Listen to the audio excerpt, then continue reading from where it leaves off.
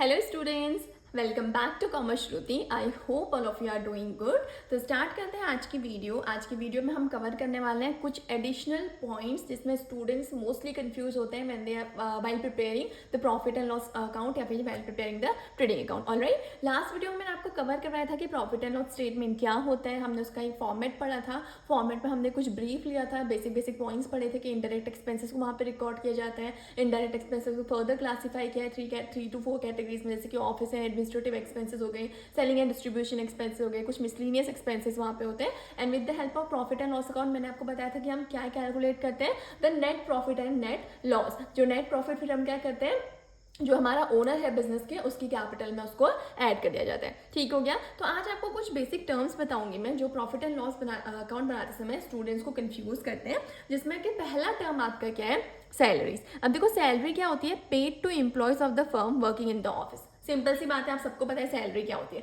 जो भी पर्सन काम कर रहा है उसके बदले, काम के बदले में उसको जो पेमेंट मिल रहा है उसी को तो हम सैलरी कहते हैं कि नहीं कहते हैं। ठीक है, इतना तो आप सबको पता है कि ये सैलरी होती है। लेकिन जब हम प्रॉफिट एंड लॉस स्टेटमेंट बनाते हैं ना, वहाँ पे हमारे सामने दो टर्म्स निकल के आते हैं।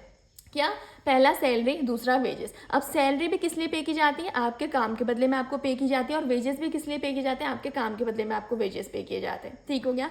अब इन दोनों में डिफरेंस क्या है, देखो सैलरी भी क्यों मिल रही है, काम करने के बदले पेमेंट मिल रहा है। वेजेस भी क्यों मिल रहा है, काम करने के बदले में पेमेंट मिल रहा है। दोनों हैं तो सेम चीज़, तो इनका नाम डिफ्रेंशिएट क्यों किया गया है, क्योंकि देखो सैलरी हमेशा क्या होती है, फिक्स होती है, एक रेगुलर पेमेंट होता है, typically not tied up to the number of hours work. कहने का मतलब है कि सैलरी में ऐसा कुछ नहीं होता है कि आपने 2 घंटे काम किया, आज आपने 6 घंटे काम किया, कल आपने 10 घंटे काम किया था, तो उसके हिसाब से घंटों के हिसाब से आपको सैलरी मिल रही है, या जिस दिन आप काम नहीं कर रहे हैं उस दिन आपको सैलरी नहीं मिल रही। ऐसा नहीं होता है ना। आपने देखा होगा आपके घर पे आपके पेरेंट्स हैं, वो जो भी अगर एम्प्लॉयड है, इफ दे आर अर्निंग, तो उनको सैलरी मिलती है। एक मंथ के एंड पे उनके पास कहता है एक अमाउंट आता है, इसको बोलते हैं कि हमारी सैलरी आ गई है। तो क्या रहती है, हमेशा फिक्स रहती है और एक रेगुलर पेमेंट होता है, एक फिक्स डेट पे आपको दी जाती है। वहीं जो हमारे वेजेस होते हैं ना, वहाँ पे कोई फिक्स्ड अमाउंट नहीं होती। ये बोला कि it is a payment made to employees based on the number of hours work. जैसे इसका बेस्ट एग्जाम्पल क्या है, आपके जो फैक्ट्री वगैरह में आपके लेबर्स काम करते हैं। ठीक है, अब देखो जब फैक्ट्री में कुछ चीज़ का काम होगा, कोई प्रोडक्शन स्टार्ट हो रहा है, तो वहाँ पे लेबर्स की नीड होती है।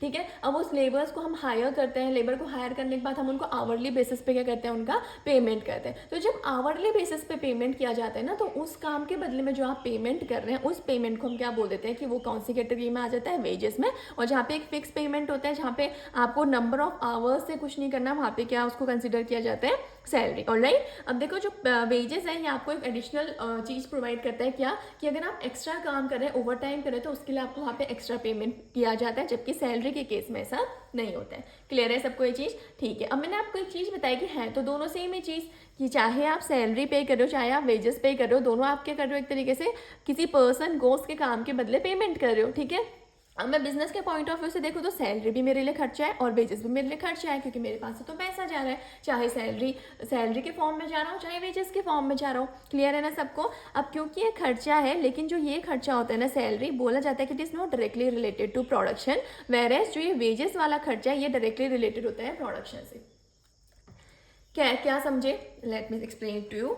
ठीक है, मैंने क्या बोला, जो सैलरी होती है, जैसे कि मैंने आपको बताया कि सैलरी किसको पे की जाती है, जो हमारे मोस्टली ऐसे वर्कर्स होते हैं जिनकी क्या होती है, इनकम फिक्स होती है। तो जो सैलरी पे की जाती है ना, जनरली ऑफिस के एम्प्लॉयज़ को पे की जाती है, जो ऑफिस में काम कर रहे हैं, जिनका कोई लेना देना नहीं है किससे, प्रोडक्शन से रिलेटेड, मतलब इनका कोई काम नहीं है, इनका कोई मैटर नहीं है कि उनको प्रोडक्शन हो रहा है या प्रोडक्शन नहीं हुआ है, ये इनका काम नहीं होता। क्योंकि प्रोडक्शन अल्टीमेटली कहाँ पे होता है, प्रोडक्शन फैक्ट्री में होता है। तो फैक्ट्री में कौन काम करता है, मैंने आपको बताया था, जो फैक्ट्री में लेबर्स वगैरह हैं, वो क्या करते हैं, they are directly related to production, because वो क्या कर रहे हैं, कमोडिटी का प्रोडक्शन एक्चुअल में कर रहे हैं। तो वैसे खर्चे which are directly related to production, उनको हम क्या बोलते हैं कि these are our direct expenses. और ऐसे खर्चे जो डायरेक्टली प्रोडक्शन से रिलेटेड नहीं होते, उनको हम क्या बोलते हैं, इनडायरेक्ट एक्सपेंसेस। समझ में आई चीज़? इतना समझना है बस कि जो सैलरी होती है ये मोस्टली हमारी ऑफिस एंड एडमिनिस्ट्रेशन एक्सपेंसेस के अंदर कंसीडर की जाती है। हम ये अज्यूम करते हैं कि ये सैलरी किसको पे की हमने, जो हमारे ऑफिस के एम्प्लॉयज़ हैं। ठीक है, जो भी ऑफिस में वर्क कर रहे हैं उनके एम्प्लॉयज़ को जब हम पेमेंट करते हैं तो हम क्या बोलते हैं, उनको हमने सैलरी पे की है, तो इनका प्रोडक्शन से कोई लेना देना नहीं होता। तो इसलिए जिनका प्रोडक्शन से लेना देना नहीं होता उनको हम क्या कंसिडर करते हैं कि ये डायरेक्ट खर्चा नहीं है। कौन सा खर्चा हमारे इनडायरेक्ट एक्सपेंसेस है। तो इनडायरेक्ट एक्सपेंसेस कहाँ रिकॉर्ड किए जाते हैं, they are debited to profit and loss account. Similarly जो वेजेस हैं ये एक ऐसे खर्चे हैं जो डायरेक्टली आपके प्रोडक्शन से रिलेटेड होते हैं। तो जो डायरेक्टली प्रोडक्शन से रिलेटेड होता है मैंने आपको बताया था, उसको हम कहाँ रिकॉर्ड करते हैं, ट्रेडिंग अकाउंट के डेबिट साइड पे, ठीक है, एज अ डायरेक्ट एक्सपेंस। तो ये कहाँ हमारा डेबिट हो जाएगा, ट्रेडिंग अकाउंट के डेबिट साइड पे। सबको ये चीज क्लियर हो गई कि salary is an indirect expense, wages is an direct expense, तो it will be debited to profit and loss account and wages will be debited to trading account. ठीक है, समझ में आ गई सबको ये चीज़। ऑलराइट, अब बढ़ते हैं आगे। जो स्टूडेंट्स जहाँ पे मेन क्या होते हैं, कंफ्यूज होते हैं। देखो मोस्टली सबको पता होता है कि सैलरी डायरेक्ट एक्सपेंस है, वेजेस डायरेक्ट एक्सपेंस है, लेकिन प्रॉब्लम कहाँ पे आती है, जब आपको क्वेश्चन में दोनों चीज़ें साथ में दे दे। लेट्स सपोज आपको दे दिया सैलरी एंड वेजेस ₹5000। अब इसे कहाँ रिकॉर्ड करोगे, आपको पता है कि सैलरी इनडायरेक्ट एक्सपेंस होती है, वेजेस डायरेक्ट एक्सपेंस होता है, लेकिन क्वेश्चन में दोनों दे दिया सैलरी एंड वेजेस। अब क्या मैं सिर्फ ट्रेडिंग अकाउंट के डेबिट साइड पे डालूं कि पीएनएल अकाउंट के डेबिट साइड पे डालूं। देखो डेबिट साइड पे डालना है कंफर्म, क्योंकि मुझे पता है मेरे लिए खर्चा है, लेकिन किसके डेबिट में डालूं, ट्रेडिंग के डेबिट में डालूं कि पीएनएल के डेबिट में डालूं। ठीक है, तो सबसे पहली चीज़ ये होता है, इसमें हम एक कॉमन सेंस यूज़ करते हैं। वो क्या, कि जो टर्म पहले आ रहा है, पहले क्या आ रहा है, सैलरी। सैलरी का नेचर क्या होता है, it is an indirect expense. तो रूल कहता है कि क्योंकि पहला टर्म सैलरी है, सैलरी का नेचर होता है it is an indirect expense, तो पूरा सैलरी एंड वेजेस को हम कहाँ डाल देते हैं, इनडायरेक्ट एक्सपेंस पे, और कहाँ डेबिट कर देते हैं, प्रॉफिट एंड लॉस अकाउंट के डेबिट साइड पे। क्लियर हो गई चीज़। और यही चीज यहाँ पे लिखी भी गई कि as the word salary comes first, so it is suppose that major part of this expense consist of salaries. ये अगर वैसा लॉजिक ना लगाओ तो दूसरा लॉजिक ये लगाया जाता है, यहाँ पे ऐसा कहा जाता है कि क्योंकि इसमें सैलरी वर्ड पहले आ रहा है, तो हम ये एज्यूम करते हैं कि जो भी पूरा हमने 5000 का खर्चा किया है, इसमें मेजर पार्ट किसका होगा, सैलरी का। यानी कि 5000 में से 5000 में से लेट्स सपोज मैंने 3000 की सैलरी पे कर दी और रिमेनिंग 2000 का वेजेस पे किया, तो ये माना जाता है कि मेजर को मैंने किसका पेमेंट किया है, मेजर एक्सपेंस किस पर है, सैलरी पे। तो इसलिए हम इसको क्या ट्रीट करते हैं, as an indirect expense. Clear हो गया, and indirect expenses are debited to profit and loss account. Similarly अगर टर्म आ गया वेजेस एंड सैलरी, तो क्या होगा, जस्ट अपोजिट। क्योंकि वेजेस टर्म पहले आया है, तो वेजेस का नेचर क्या होता है, वेजेस हमारे डायरेक्ट एक्सपेंसेस होते हैं, क्योंकि ये फैक्ट्री में काम करने वाले लोगों को दिए जाते हैं, और फैक्ट्री में जो भी काम करता है या फैक्ट्री से रिलेटेड जो भी खर्चा होता है वो क्या कहलाता है, हमारा डायरेक्ट एक्सपेंडिचर कहलाता है, राइट। तो ये जो फैक्ट्री से रिलेटेड खर्चा होता है, इसको हम क्या बोलते हैं, it is an direct expense. तो और इसको कहाँ डेबिट किया जाता है, ट्रेडिंग अकाउंट के डेबिट साइड पे। दूसरा चीज लॉजिक ये कहता है कि as the word wages comes first, so it is suppose that major part of this expense consist of wages. यानी कि वेजेस वर्ड पहले आया है, तो हम ये अज्यूम करते हैं कि जो मेजर पार्ट है इस एक्सपेंडिचर का, जो मेजर कॉन्ट्रीब्यूशन रहा है वो किस में रहा है, वेजेस पे करने पे रहा है। और वेजेस का नेचर क्या होता है, डायरेक्ट एक्सपेंसेस। तो इसको हम कहाँ रिकॉर्ड करते हैं, it is debited to trading account. Clear है सबको ये चीज, कोई कंफ्यूजन? ऑलराइट, ठीक है। तो मैंने एक चीज़ आपको भी यहाँ पे बताई, अगर आपने नोट की हो तो कहीं पे स्टार मार्क करके नोट कर लो कि जो भी खर्चा रिलेटेड होता है आपके फैक्ट्री से ना, वो खर्चा हमेशा किस में कंसिडर किया जाता है, डायरेक्ट एक्सपेंसेस। ठीक है, जैसे मैंने आपको बताया कि वेजेस किसको पे किए जाते हैं, जो फैक्ट्री में आपके वर्कर्स काम करते हैं। ठीक हो गया। अब जो वेजेस फैक्ट्री में जो आपके फैक्ट्री में वर्कर्स काम कर रहे हैं, ठीक है, हम उनको वेजेस पे कर रहे हैं, तो जो वेजेस मैं पे कर रही हूँ इसीलिए उसको क्या ट्रीट किया जाता है कि वो डायरेक्ट एक्सपेंस है। हम ये अज्यूम करते हैं कि it is directly related to the production of a commodity. Alright, ठीक हो गया। एक और चीज़ देख लिखी है मैंने यहाँ पे, सैलरी पेड टू पार्टनर है, सैलरी पेड इन काइंड। अगर हमने किसी पार्टनर को भी सैलरी पे करी है ना, तो क्योंकि सैलरी टर्म आ गया तो इसको भी क्या ट्रीट किया जाता है, एज एन इनडायरेक्ट एक्सपेंस। और चाहे सैलरी काइंड में ही क्यों ना पे की हो, यानी कि कैश ना पे करके आपने कोई गिफ्ट दे दिया या आपने कोई कमोडिटी अपने एम्प्लॉयज़ को दे दी इन प्लेस ऑफ क्या, कैश, तो उसको भी क्या कंसीडर किया जाता है, सैलरी। और इन दोनों को सेपरेटली शो किया जाता है कहाँ पे, प्रॉफिट एंड लॉस अकाउंट के डेबिट साइड पे। I hope this thing is clear to you. ठीक है, इन अ लम सम एक लाइन बता दो, इसका क्रक्स ये निकल के आया कि जो भी खर्चा हम करेंगे और वो खर्चा अगर हमारे फैक्ट्री से रिलेटेड होगा तो उसको हम क्या ट्रीट करेंगे, एज अ डायरेक्ट एक्सपेंस। और कोई भी खर्चा जो अदर देन फैक्ट्री, मतलब फैक्ट्री के अलावा, जैसे कि सेलिंग एंड डिस्ट्रीब्यूशन में हम कोई खर्चा कर रहे हैं, ठीक है, ऑफिस से रिलेटेड हम कोई खर्चा कर रहे हैं, तो वो खर्चा कहाँ पे काउंट किया जाएगा, आपके इनडायरेक्ट एक्सपेंसेस में। ऑलराइट, बढ़ते हैं नेक्स्ट टर्म की तरफ, दैट इज रेंट। अब देखो रेंट भी दो तरीके का हो सकता है, एक तो हम ऑफिस का जो रेंट होता है और दूसरा जो फैक्ट्री का रेंट होता है। ठीक हो गया, बोला कि रेंट ऑफ ऑफिस, शॉप और showroom is treated as an indirect expense. क्यों? क्योंकि देखो ऑफिस में जो भी आप रेंट पे कर रहे हो, अपने ऑफिस का जो भी रेंट पे कर रहे हो, या शॉप का रेंट पे कर रहे हो, फिर शोरूम का जो भी रेंट पे कर रहे हो, वो रेंट किस लिए पे कर रहे हो, आप अपनी सेल को बूस्ट करने के लिए ना। अच्छा, शोरूम है, शोरूम में आपने क्या कर रखा है, गाड़ियाँ लगा रखी है, आपने मोटर बाइक्स या कार का शोरूम है आपका, आपने वहाँ पे क्या कर रखा है, कार्स को डिस्प्ले कर रखा है, वहाँ पे डिफरेंट वैरायटी की कार है, गाड़ियाँ लगा रखी है, बहुत अच्छे तरीके से आपने उनको डिस्प्ले किया हुआ है अपनी शेयर्स को अट्रैक्ट करने के लिए। ठीक है, तो क्या इस जगह पे जो शोरूम का आप रेंट पे करो, क्या वहाँ पे आपकी उन गाड़ियों का एक्चुअल में प्रोडक्शन हो रहा है? नहीं ना, the good is ready to sell. आपकी कार मैन्युफैक्चर होके आ चुकी है, वो कहाँ आ चुकी है, शोरूम पे आ चुकी है, अब उसको सेल करना है। तो सेल करने के लिए आप यहाँ पे क्या कर रहे हो, जो शोरूम आपने एक शोरूम बनाया हुआ है जहाँ पे आप डिस्प्ले कर रहे हो, वहाँ पे आप क्या कर रहे हो, एक तरीके से अपना सेलिंग कर रहे हो, यानी कि अपने शेयर्स को बूस्ट करने के लिए आपने वो डिस्प्ले करवाया हुआ है। तो कौन सी कैटेगरी में आ गया, आपके सेलिंग एंड डिस्ट्रीब्यूशन एक्सपेंसेस है वो आपके प्रोडक्शन से रिलेटेड नहीं है। तो जो भी सेलिंग एंड डिस्ट्रीब्यूशन का खर्चा होता है, यानी कि when the good is ready to sell, उसके बाद उसमें जो भी खर्चा किया जाता है उसको सेल आउट करने के लिए, वो भी क्या ट्रीट किया जाता है, उसको हम कैसे ट्रीट करते हैं कि वो एक इनडायरेक्ट एक्सपेंस है, because it is related to selling and distribution. ठीक है, तो उसको हम क्या बोलते हैं कि वो इनडायरेक्ट एक्सपेंस है, उसको कहाँ डेबिट किया जाएगा, प्रॉफिट एंड लॉस अकाउंट में। जब तक गुड आपका मैन्युफैक्चर नहीं हुआ है उससे पहले उस पर आप जो भी खर्चा करते हैं ना, वो क्या ट्रीट किया जाता है, वो डायरेक्ट एक्सपेंस आपका ट्रीट किया जाता है। ऑलराइट, वैसे ही देखो मैंने कहा रेंट ऑफ अ फैक्ट्री, ठीक है, अब रेंट ऑफ अ फैक्ट्री का मैं रेंट पे कर रही हूँ, क्यों पे कर रही हूँ, क्योंकि वहाँ पे प्रोडक्शन चल रहा है, अभी तक मेरी कार का मैन्युफैक्चर हुआ नहीं है। लेट्स सपोज मैं कोई पार्ट बनाती हूँ वहाँ पे, तो मेरी फैक्ट्री में तो अभी वो पार्ट मैन्युफैक्चर हो रहे हैं ना, तो जो मेरा गुड है, जो मेरी commodity is not ready to sell yet. ठीक है, अभी तक उसको बेचने वाली कंडीशन में मेरा कमोडिटी नहीं बना है, मेरे गुड अभी तक बन के रेडी नहीं हुआ है। तो मैं क्या कर रही हूँ, फैक्ट्री में उसका प्रोडक्शन कर रही हूँ और फैक्ट्री का रेंट पे कर रही हूँ। तो क्योंकि ये डायरेक्टली रिलेटेड टू प्रोडक्शन है, तो इसको क्या ट्रीट करते हैं हम, एज एन डायरेक्ट एक्सपेंस, और इसको कहाँ डेबिट किया जाता है, ट्रेडिंग अकाउंट के डेबिट साइड पे। सबको क्लियर हो गई ये चीज़। सिमिलरली रेंट रिसीव, देखो रेंट पे तो कर रहे हैं, लेकिन कभी कभी ऐसा हो सकता है ना, लेट्स सपोज कोई एक कॉलेज है, कोई एक इंस्टीट्यूट है, और राइट, वहाँ पे उसका मेन काम क्या है कि भाई बच्चे आएंगे, बच्चों के एडमिशन से रिलेटेड काम, एकेडमिक वर्क, बच्चों के एग्जाम्स कंडक्ट करवाना, ये उनका मेन पर्पस है ना। लेकिन आपने क्या किया, अपने कॉलेज में कोई एक पोर्शन अपने कॉलेज का रेंट पे लेट आउट किया हुआ है। ठीक है, अब क्या उस रेंट जो आपको वहाँ से रेंट रिसीव होगा, जो आपने लेट आउट किया हुआ है पोर्शन, जैसे बोला मैंने sublet a part of building, आपने बिल्डिंग का एक पोर्शन क्या किया, लेट आउट किया हुआ है। अब वो क्या आपका डे टू डे ऑपरेशन का काम है बिल्डिंग को लेट आउट करना, नहीं, आपका काम तो क्या है, इंस्टीट्यूट को रन करना, कॉलेज को रन करना, कॉलेज की एक्टिविटीज़ को देखना। लेकिन उसके अलावा आपने क्या किया है, वहाँ पे एक पर्टिकुलर पार्ट ऑफ बिल्डिंग आपने क्या कर दिया, लेट आउट किया, रेंट पे चढ़ा दिया। अब वहाँ से आपको रेंट हो रहा है, तो क्या ये आपकी डे टू डे ऑपरेशन का काम है, बिल्कुल नहीं। ये आपकी एक तरीके से नॉन ऑपरेटिंग इनकम है ना, आपके डे टू डे ऑपरेशन से होने वाली इनकम नहीं है, ये आपकी क्या है, नॉन ऑपरेटिंग इनकम है। तो जो नॉन ऑपरेटिंग इनकम भी होती है ना, उसको क्या किया जाता है, इनकम को कहाँ क्रेडिट किया जाता है, क्रेडिट साइड पे, चाहे वो ट्रेडिंग अकाउंट हो, चाहे वो प्रॉफिट एंड लॉस अकाउंट हो। अब क्योंकि ये नॉन ऑपरेटिंग इनकम है, तो इसको कहाँ क्रेडिट किया जाएगा, it will be credited to rent account receive and will be shown at the credit side of profit and loss account. Profit and loss account के क्रेडिट साइड पे क्यों आया, क्योंकि ये आपकी ऑपरेटिंग इनकम नहीं है, ये आपकी कौन सी इनकम है, this is your non operating income. Clear हो गया सबको रेंट रिसीव का कॉन्सेप्ट भी, ठीक।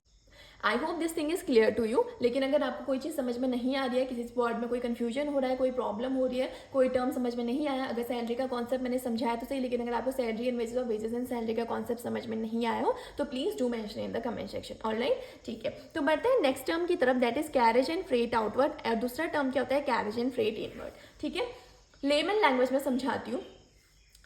जैसे मैंने आपको क्या बोला कि फैक्ट्री से रिलेटेड जो भी खर्चा है, ठीक है, अब जैसे फैक्ट्री में क्या खर्चा होगा, मैंने अपने गुड्स का प्रोडक्शन करना है, तो मैं प्रोडक्शन करने के लिए रॉ मटेरियल मंगाऊंगी ना, ठीक है, बिना रॉ मटेरियल के तो काम करना स्टार्ट नहीं करूंगी। अब जब मैंने रॉ मटेरियल मंगवाया, तो हो सकता है जो मेरा सप्लायर है, मैंने वहाँ से खुद की अपना कोई गाड़ी करी होगी और अपनी गाड़ी से क्या किया होगा, रॉ मटेरियल की सप्लाई करवाई होगी अपने फैक्ट्री पे। ठीक है, पॉसिबिलिटीज़ हैं। ओके, अब मैंने क्या उस गाड़ी वाले को कोई ट्रांसपोर्टेशन कॉस्ट वगैरह पे की होगी, कोई कैरेज या फ्रेट, जिसको हम लेमन लैंग्वेज में भाड़ा पे करना कहते हैं, हमने कोई भाड़ा पे किया होगा कि नहीं किया होगा, ऑब्वियसली किया होगा। किस लिए किया है, अपने रॉ मटेरियल को गोडाउन में या अपनी फैक्ट्री में लाने तक। ठीक है, तो inward carriage and freight inward, यानी कि जब मैं अपने पास गुड्स मंगाने के लिए कोई खर्चा करती हूँ, अपने पास गुड्स लेने के लिए, रॉ मटेरियल परचेज करने के लिए अगर मैं कोई ऐसे कैरेज फ्रेट पे कर रही हूँ, कोई ट्रांसपोर्टेशन कॉस्ट पे कर रही हूँ, तो वो मेरा किस कैटेगरी में आएगा, डायरेक्ट एक्सपेंसेस। क्यों, क्योंकि raw material is directly related to your production, without raw material you can't do the production. और जो भी खर्चे आपके डायरेक्टली प्रोडक्शन से रिलेटेड होते हैं, उनको क्या कहा जाता है, कि they will be treated as an direct expense. वैसे ही मैंने बोला कैरेज एंड फ्रेट आउटवर्ड। अब देखो कैरेज एंड फ्रेट आउटवर्ड मतलब क्या है, कि मेरा जो गुड है it is ready to sell, मेरे कमोडिटी का प्रोडक्शन कंप्लीट हो चुका है, अब मैं उस गुड को सेल आउट करने के लिए क्या कर रही हूँ, कैरेज या फ्रेट पे कर रही हूँ। देखो अब मेरा once the good is ready to sell ना,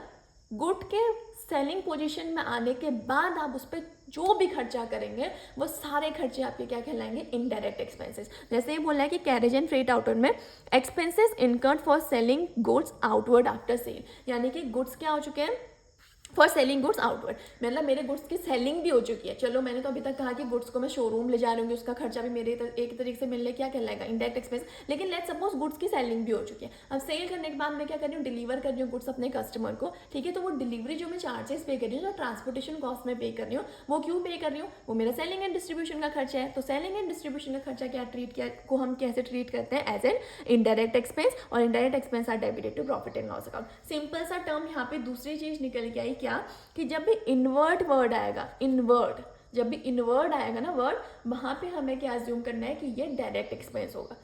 समझ में आई चीज की नहीं आई? जैसे मैंने पहला चीज आपको क्या बताया, कोई भी खर्चा अगर फैक्ट्री से रिलेटेड है तो वो डायरेक्ट एक्सपेंसेस है। सिमिलरली कोई भी खर्चे में, किसी भी चीज में, किसी भी आइटम में अगर इनवर्ड लिखा हुआ है ना, तो उसको भी हम क्या ट्रीट करते हैं कि वो हमारा क्या है, डायरेक्ट एक्सपेंस है।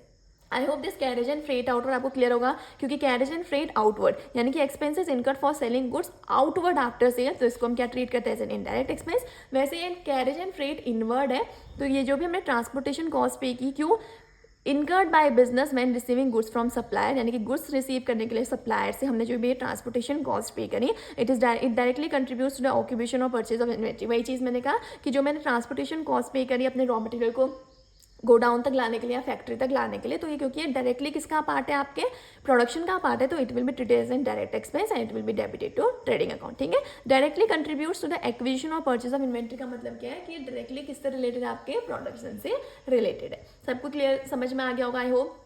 Okay, alright. नेक्स्ट टर्म हमारे पास आता है कमीशन। देखो कमीशन भी दो तरीके का होता है, एक बोला है कमीशन और ब्रोकरेज पेड टू एजेंट और broker to sell its good, दूसरा कमीशन और ब्रोकरेज पेड टू एजेंट और broker on the purchase of goods. अब आपको बहुत अच्छे से पता है कि सेल गुड्स को सेल करने के लिए अगर मैं कमीशन और ब्रोकरेज पे कर रही हूँ, मैंने कोई एजेंट और ब्रोकर को हायर किया हुआ है अपने गुड्स को सेल करने के लिए, तो उस समय पे अगर मैं कोई कमीशन और ब्रोकरेज पे कर रही हूँ, तो ये मेरा खर्चा है। और कैसा खर्चा है, इनडायरेक्ट एक्सपेंस, और इसको डेबिट किया जाएगा प्रॉफिट एंड लॉस अकाउंट में।